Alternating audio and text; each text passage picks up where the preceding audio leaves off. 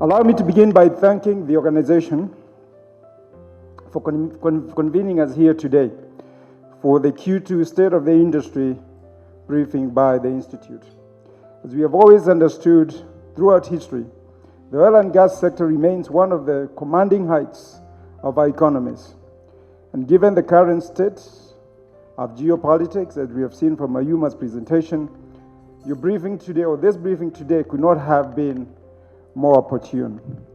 Let me also quickly acknowledge our symbiotic and fruitful cooperation with the Petroleum Institute.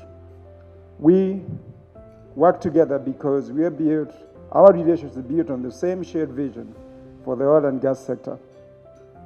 I believe that our continued collaboration will go a long way in not only delivering value for members, but also playing our fundamental role of economic development as responsible corporate citizens.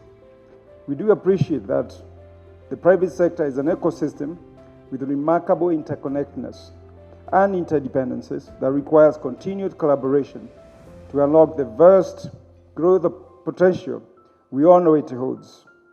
Additionally, we are alert to the volatility of your cash flows and working capital needs brought about by rising prices, the government's subsidy program, and to some degree, the current unfavorable US dollar situation in the country. We appreciate that petroleum and related imports account for significant 20% of our imports, with nearly 500 billion Kenya shillings in expenditure, and therefore bears the brunt of the ongoing volatility on the exchange rate. And more directly, allow me to give you a few happenings in our industry. No doubt, the industry, like all other sectors in our economy, has and is still going through challenges, some of which are directly related to the global health crisis, and as you're aware, the escalating world oil prices as well. Stable recovery of our sector performance was nigh, with the gradual removal of mobility restrictions. Fuel demand actually increased 6% in the fourth quarter of 2021 versus the third quarter of 2021. The industry has remained resilient. I think we can all, one of the things we can celebrate in our offices, in our boardrooms, and here today is the resilience of the industry despite the challenges of COVID, despite the recent challenges of global price increases. We collect in this country on taxes on fuel about 24 billion. Last month we paid the oil industry 21 billion. So you're pretty much getting your fuel tax-free in Kenya.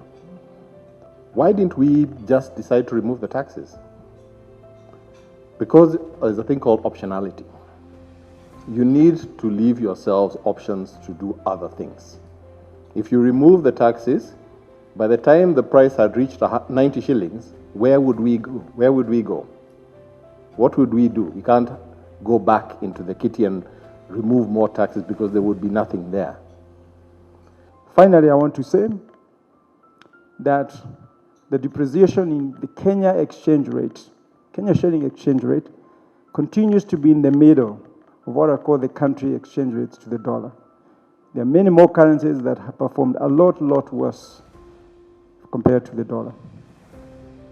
And also, as I've seen some people say, we should use all our reserves to cushion trade. I keep pointing to Sri Lanka that used their reserve from $30 billion reserves to $8 billion reserves. So reserves are very important display of the stability of a country's financial situation. And I think it's important that we keep supporting the central bank to maintain those reserves, because that's why the conversation becomes availability of dollar exchange rates as opposed to the health of the country.